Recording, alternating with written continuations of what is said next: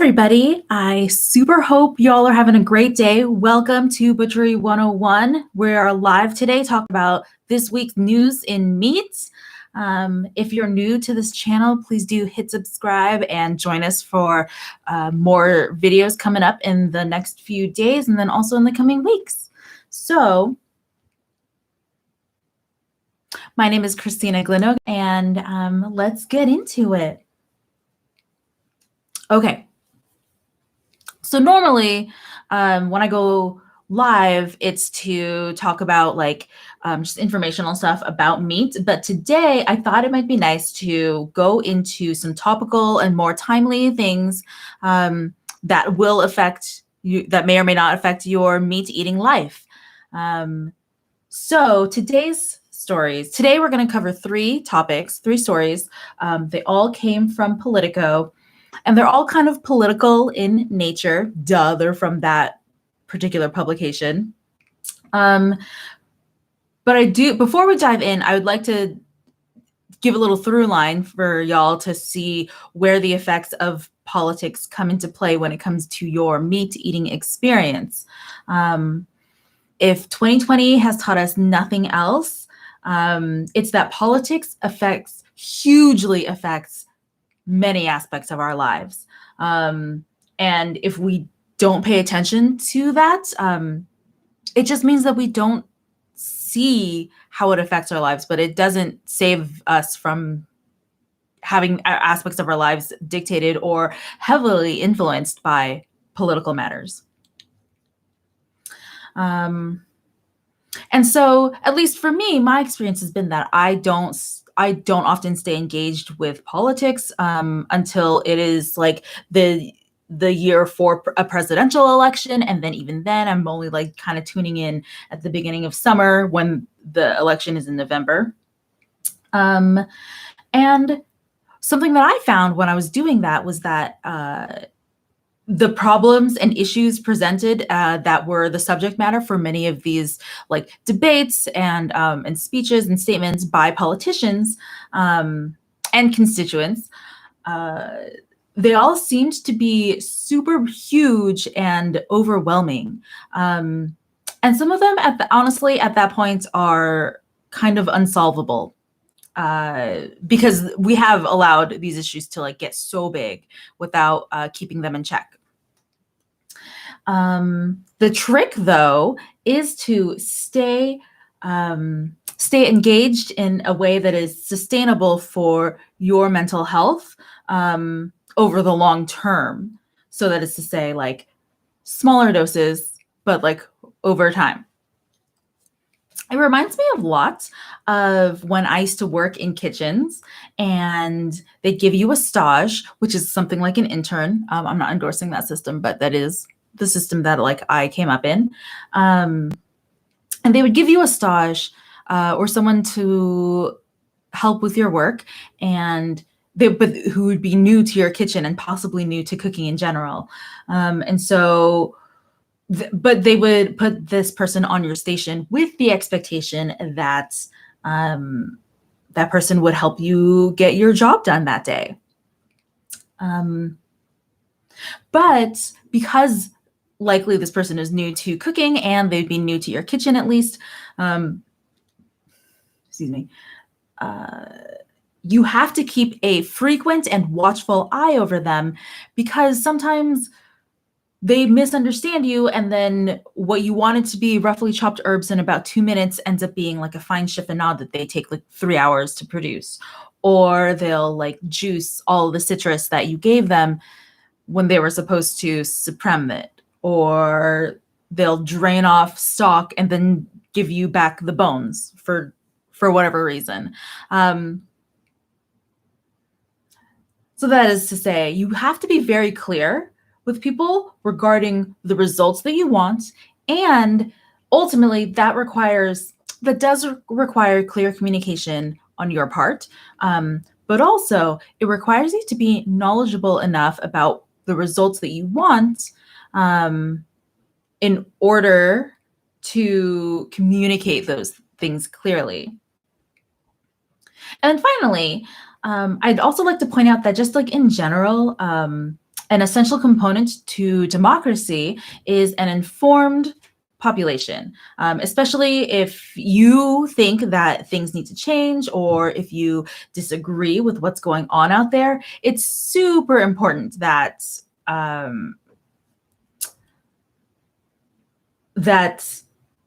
it's super important that you join the conversation only after having done your homework.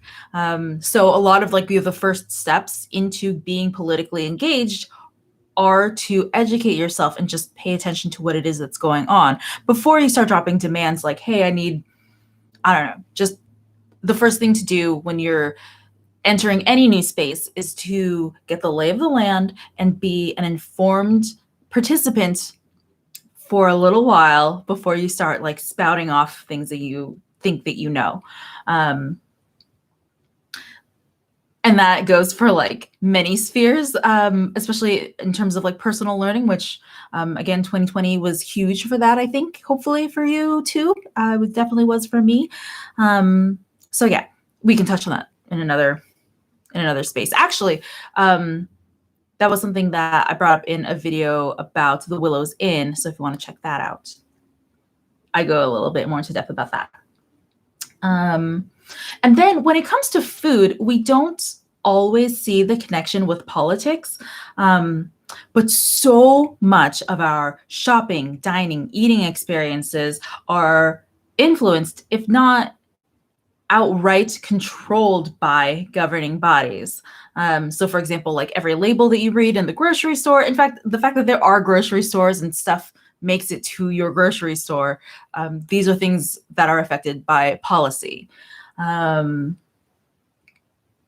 anyway, the things that I'm bringing up today, these 3 articles, they won't necessarily affect your daily eating life, but rather, let's think of this as the first in many small doses of this kind of difficult habit to build. And hopefully we can draw a through line and keep y'all interested and engaged in the governing bodies in your life.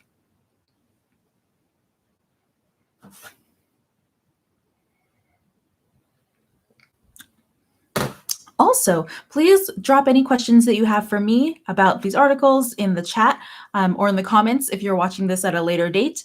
I can't guarantee that I'll be able to answer every single one of these questions, but I am super interested in getting to know what it is that your perspective is on these things. And so that way it'll help inform the way that this channel operates moving forward. Okay, so the first of the 3 articles that we're going to cover today is by, again, it's all by Politico. The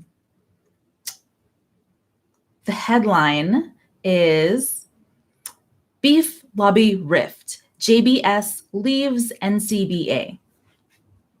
And I'll link these in the description below if you're watching this at a later date. If you're watching this live, sorry, I will add this to the description once we can upload the whole thing. Okay, so JBS. So let's define a few terms because it certainly is some insider baseball going on in this. Again, the headline is Beef Lobby Rift, JBS leaves NCBA. And then the subtitle is The move stems from widespread anger among producers who say they are being squeezed with unfairly low cattle prices, while consumers are paying near record prices for burgers and steaks. Just really quick, that is something that I think if you are an average consumer, you maybe have noticed higher prices over the last year for beef.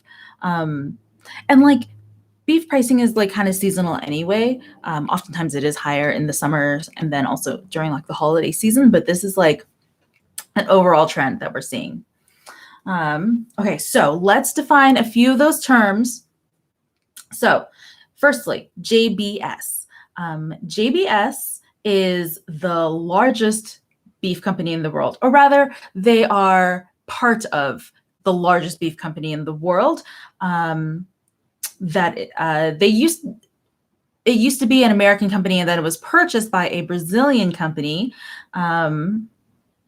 Okay, so let me just read you an excerpt from their Wikipedia. So JBS USA Holdings, Inc. is an American food processing company and a wholly owned subsidiary of JBS SA, a Brazilian company that is the world's largest producer of fresh beef and pork, with more than $50 billion, 50 billion US dollars in annual sales as of 2017.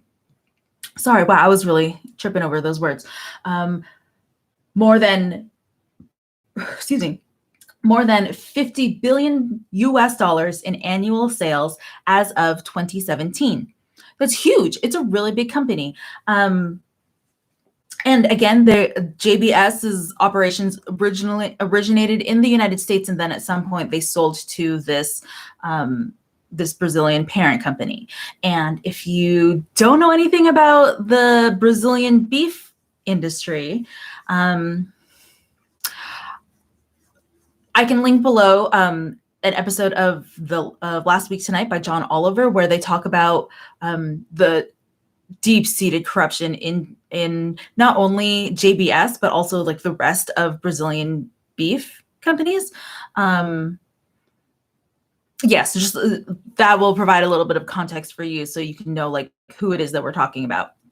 And that's not a dig on Brazil as a country or Brazilians as people. Or it's more to point out that there is corruption in these industries. Same thing goes for like United States, like American-based companies as well. Like there are plenty of other American-based meat companies that aren't awesome. Okay, so JBS, that's who that is. The NCBA, that stands for National Cattlemen's Beef Association.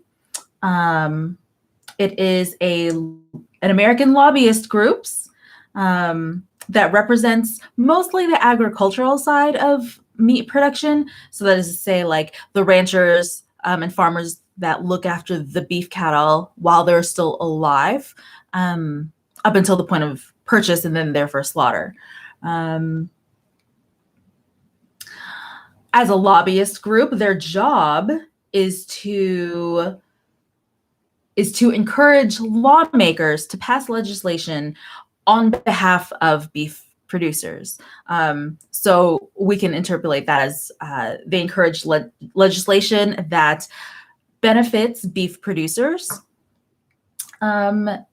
And currently, the Department of Justice is actually investigating a bunch of companies for monopolies, antitrust and that kind of thing, to make sure that there isn't a single entity that is controlling like the vast majority of any industry. I'm sure you've seen a lot of stuff in the news about like tech companies, but there's a lot of this kind of like consolidation, business consolidation in the meat industry. For example, 4 companies now process more than 80% of the cattle market. Those 4 companies being Tyson Foods, JBS, Cargill, and National Beef. Tyson Foods, I think, has like the most brand recognition available. They actually brand like their everyday products with the name Tyson, whereas Cargill and National Beef and JBS all operate under have different names for their subsidiary brands. But if you just do a little bit of Googling with like, say, if you have a piece of beef in your fridge from like your average supermarket, you can find out which one of these 4 companies it is likely from. So anyway, the Department of Justice is currently looking into monopolies in the meat department in terms of 4 single companies processing more than 80% of the cattle market. Like that's huge. I feel like they start investigating for monopolies when a single company hits like 10% of the market share, and to think that between 4 companies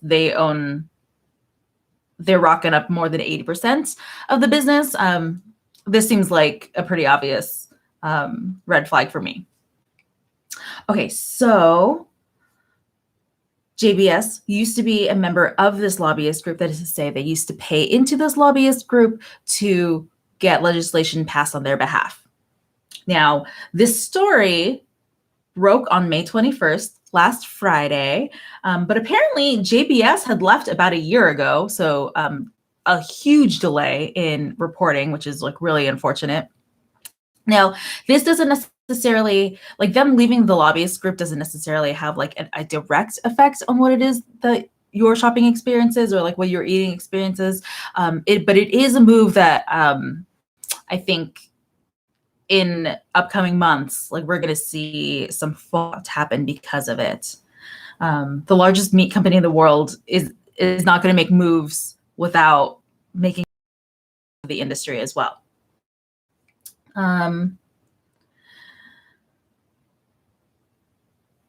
Oh, and then something else about the NCBA is that independent beef producers, like your small family farms and and honestly, like not even that small of farms, just like not taking up 80% of the business. Smaller companies have been critical of the NCBA because it tends to focus more on helping the larger beef companies than it does for the little guys, and that's huge because it's like legislation can hurt or help in different ways. And if you're only representing the largest and most wealthy in the bunch, it doesn't necessarily, these benefits won't necessarily.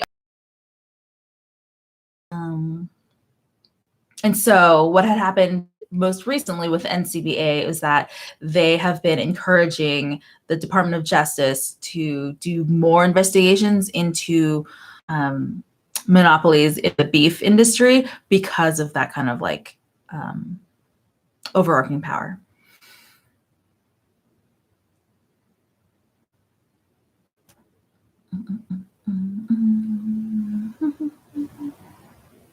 Oh, and a fun fact. This is the last thing I'm going to say about this particular article. I think that's about it. NCBA has a budget of more than $60 million. This is something I didn't really quite have my brain wrapped around until I read this article. A budget of more than $60 million, more than half of which comes from the beef checkoff. Very familiar term if you're paying attention at all to like beef commercials. I think they're the ones that came up with beef. It's what's for dinner, the beef checkoff. A pot of money for the beef checkoff is a pot of money for promoting beef that comes from the USDA, collecting $1 per head of cattle. And so that is to say, if your cattle are being processed for a USDA facility or USDA sales, then $1 from the sale of your cattle, from each of your head of cattle, will go towards this particular lobbyist group. Which I thought it was like really, really interesting to know, to find out where the money came from for something like this. It seems like it doesn't really benefit a lot of people who have to pay into it. And again, the headline of the article was JBS leaves the National Cattlemen's Beef Association.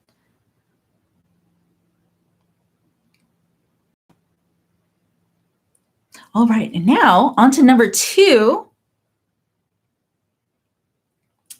Our second article today from Politico. Let me just grab some of this. Okay, so our second article today is entitled "The Red Meat Issue That Biden Won't Touch." This is from May 23rd, which is like, what, 2 days ago?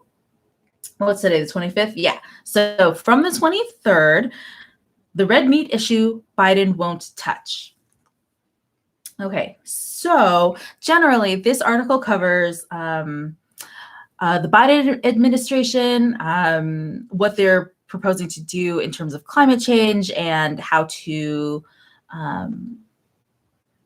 the significance of agriculture, especially meat and dairy, in terms of greenhouse gas emissions and climate change, and what we have to do or rather what they are proposing that we should do to combat climate change with our agricultural sector. I know there's a lot of like information out there, but if you don't know, agriculture industry, especially like the larger companies, emit a ton of greenhouse gas. I mean, a lot of greenhouse gases. So according to the article, agriculture is a significant part of the climate problem. It accounts for 10% of all US greenhouse gases. So that's all of agriculture, all of the monocultures, all of the livestock burps that people are blaming for greenhouse gases. That's all adds up to about 10%, which is pretty significant. I believe that's like the second leading cause of greenhouse gas emissions in the United States. Anyway, so this article is goes over the Biden administration and then various lobbyist groups and other like interested parties in terms of like what they are proposing is the problem, and then therefore what they see as the solution. So a few of the interested parties are like lobbyist groups representing the agriculture community. And a lot of them are like sound really familiar to me because I do pay a little bit of attention to industrial meat. But companies, these institutions that are like kind of throwing their hat in the ring are like the NCBA also is piping up. Who else?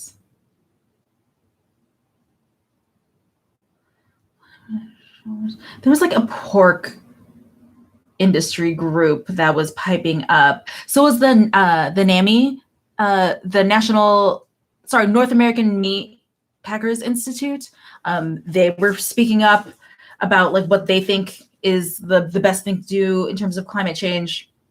Okay, so just a quick rundown of the things that have been mentioned. Some of these groups are calling for financial incentives for current farmers to reduce emissions, which, like, please do read the article, the description below once this goes live, or rather once I upload the edited version. But these kind of like financial incentives for farmers to like kind of get around stuff, it leaves a lot of room for disingenuous action. Like they can find tons of loopholes and get away with a lot in this model, to be honest. I'll go like something I've seen from a beef company that I actually used to work for was that they would claim to be carbon neutral. Or rather, they had in like their business model, like a pledge to be carbon neutral by like 2030 or something like that. And the way they were doing that was like raising and producing beef in the same industry standard way of like that is semi-unhealthy for the beef, for the animals themselves, and then also produce like on the surface really nice beef, but like if you really dig deep and think about like the nutrition you're getting out of it, not that great.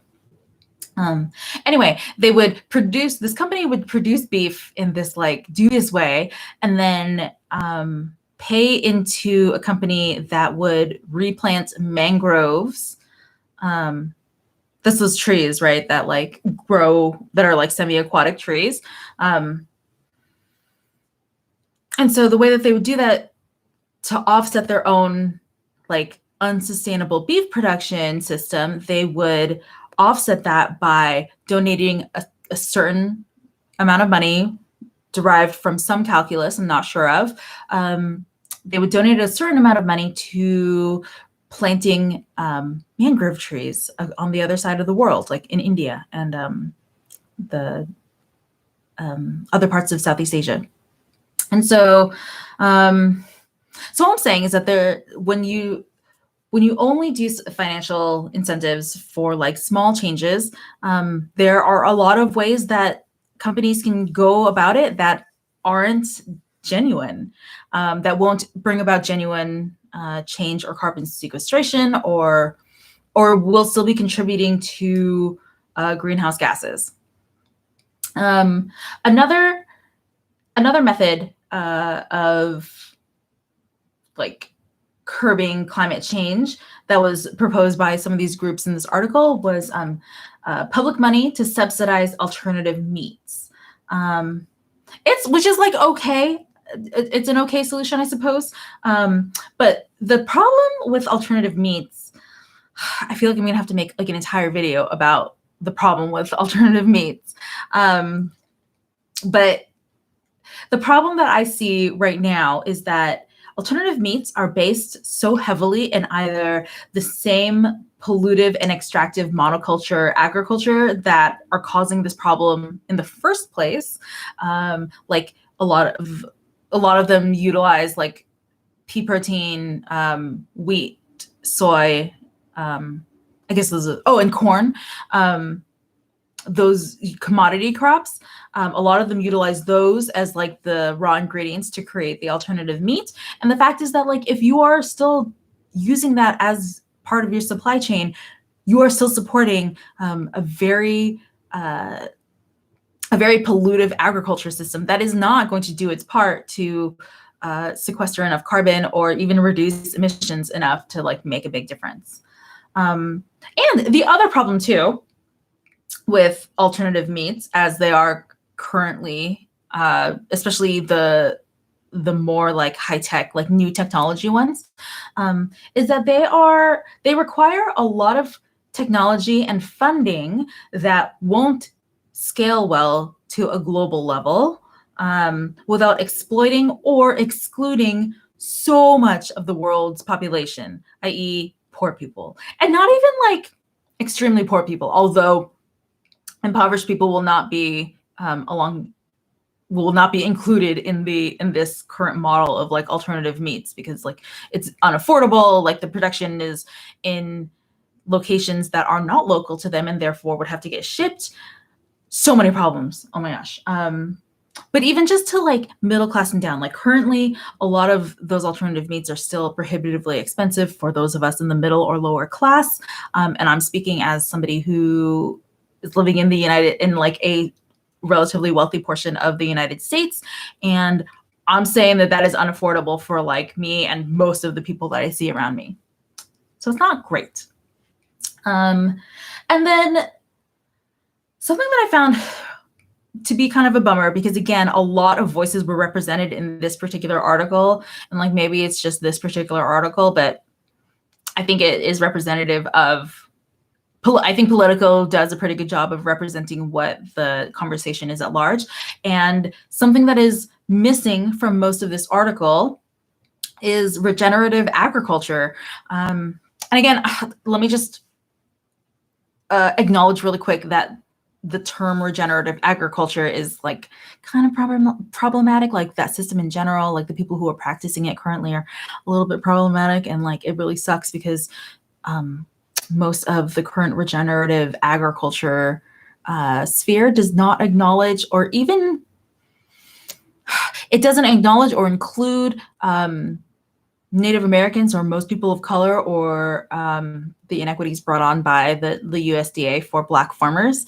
And so I just want to acknowledge that before we keep going. Like, I really wish there were a better term, and I really wish that the system were a little bit more fledged out. But regenerative agriculture, loosely defined, refers to farmers using practices that mimic natural environments with their livestock, and therefore encourage carbon sequestration in a more natural way. Like they'll use rotational crops, they'll move livestock around on open pastures that aren't like arable land for row crops, but can produce enough plant material to sustain these animals. And Yeah, and it's pretty awesome. Like to me, it represents a lot of potential for livestock to actively reduce greenhouse gases in the atmosphere, like as it stands right now, and isn't just a way to, and I mean, of course, it would reduce emissions from the systems, from our agricultural system, but like it would also do work to reduce greenhouse gases that are currently in the atmosphere, like right now. Which I think is pretty damn magical, and it is a system that then that is built on like high levels of animal welfare, and like the land is well cared for. The price point is oftentimes really high, so I will acknowledge that it's not the most accessible meat out there. But just in general, I do feel like we need a system overhaul. Like these are not going to be. It may not be possible via the small voluntary tweaks that financial incentives are referring to. But anyway, this article only mentions regenerative agriculture at the very end, citing one of the gentlemen who founded ButcherBox, because they do take part in the regenerative agriculture economy by selling grass-finished beef through their subscription services. And I honestly think that's like a really cool way to go about it. I wish they would be a little bit more specific regionally about their stuff, because like shipping and like supply lines is like a real problem out there, and is also represents a carbon footprint. But at the very least, the farms from which they source are doing it right. And so then, full disclosure, that's more the direction that I wish our agriculture and agriculture policy would go. But I'll link the article in the description below once I do upload this version. And yeah, feel free to like poke around in there and see what's up, and then let me know how you feel about regenerative agriculture and like the proposed solutions to climate change via changes to our agricultural system. How are we doing? Oh, 32 minutes in. That's great. All right. So, and then number 3, let's get some of this real quick. Okay. And so then article number 3 is, oh my gosh, this is such a funny article. This article was actually from last month. It was published on April 26th from Politico, and the headline is "Biden Isn't Banning Meat, USDA Chief Says." The subtitle is "Conservative Lawmakers and Commentators Spread False Claims That Biden's Recent Pledge to Curb Greenhouse Gas Emissions Included a Proposal to Cut Red Meat Consumption by 90%. Holy shit. That is, okay. So, first of all, straight up, Biden is not planning on banning or regulating individuals' meat consumption. That was a lie concocted by conservative media. And this line of misinformation and manufactured rage, I'm not sure if you guys were privy to that, but the outrage on the parts, like trying to make it a culture war on the part of conservatives, that misinformation has gotten so bad that in this article, we're covering the fact that the Secretary of Agriculture had to take time out of his day to issue a statement specifically to quell this notion. And it's just, to me, it's like hugely disappointing in terms of journalism. I'm not a professional journalist. I did study journalism in college. That was going to be what I wanted to do that before I quit and became a cook, and devoted my life to the food industry. But I just want to point this out because it caused so much outrage and so much outcry, and it wasn't even true. Like, people were reacting to something that isn't even true. And so I just want to like go on the record and speak to anybody who considers themselves informed or who cares about the meat industry or about the meat that they eat, or about the environment. I just want to like come out and say like, hey, that was not happening. Like, the Biden administration was not trying to tell you to eat less meat. You should eat less meat, most likely. I bet you way more of us should be eating much less meat than we are.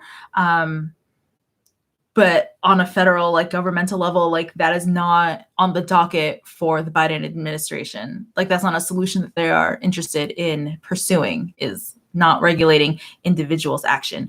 Also, in general, regulating individual action in that way, I don't think would be the best answer to a problem that is largely caused by huge corporations and their policy. My eyebrows look weird. Yeah, because often so much of climate change is due to the actions and policies of large corporations, because those decisions and those actions scale globally, whereas deciding that, like, Christina, you have to eat 90% less meat. Hey, Brian, you have to also eat 90% less meat. Like, that's not an effective way to get where we need to go in terms of climate and agriculture. And so this false line of outrage I believe it was manufactured by somebody at Fox News, and I think they might have even like printed like a mistake, like they not printed because it was on TV, but they took the graphic down, and I think they admitted on some level that the allegations were false of Biden trying to regulate individuals' meat consumption. But the cat was kind of out of the bag, and they didn't do enough Fox News did not do enough to undo their mistake. And I don't think they had any intention of undoing anything. So truly what I want to bring up in the context of meats and learning more about how politics affect your meat eating experience is that if you get your news from Fox News, please stop. Please 100% stop getting your news from them, because they straight up will lie to you. And like, journalistic integrity is such a big part of democracy. It's a really big part in any sort of like any action to become more informed about the world around you, but like especially in terms of political action and democracy. Having an informed public is super important. It's a foundation of true, equitable, and functional democracy. And they have no interest in doing that. Fox News has no interest in creating that kind of consumer base or voter. So please please stop listening to them if you are. And if you don't listen to them, please continue to not listen to them. I'm not even officially a journalist, but I can almost guarantee you that the information you're going to get from this rinky-dink YouTube channel is going to be more fair, accurate, and balanced than anything they say over there. It's just, I just don't have the kind of like conflicting interest that somebody like Fox News would have. And I just feel like we need to cherish and value news organizations that like still maintain and prioritize fact checking and editorial oversight, and operate with the purview or within the paradigm of journalism valuing truth and over profit. It's just, yeah. So anyway, that's like near and dear to my heart. I only want to be saying truthful things. And if I end up like reporting something on this channel that ends up not being true, feel free to call me out. in the comments if you want to like communicate with me that you feel like, oh, well, I saw this article elsewhere. Like, please feel free to like link those articles to me so that like I can learn more too, because obviously I'm not perfect. And all I want to do is bring the most truthful information to you, the viewer. And yeah, if I'm doing it wrong, please let me know. Anyway, I do hope this was helpful. Again, I'll link all 3 of these articles in the description once this goes up on YouTube as the edited version. And I just want to really quick, oh yeah, so we're at 40 minutes. I just really quick want to tell you some channel and like life updates for me. So one sec. Do make sure to hydrate, always, always. Okay, so updates for the channel and for me. As of yesterday, I am fully vaxxed. I'm so stoked, you guys. It's so wonderful. I didn't get like any terrible side effects from the shots, first or second dose. I had Pfizer. I did not experience any like negative side effects exactly, but I took the next day off to just like chill out and like make myself soup. So I would love to highly encourage anybody out there who is like somewhat hesitant or like they don't want to or whatever else. If you can, please go get vaccinated. It's so lovely.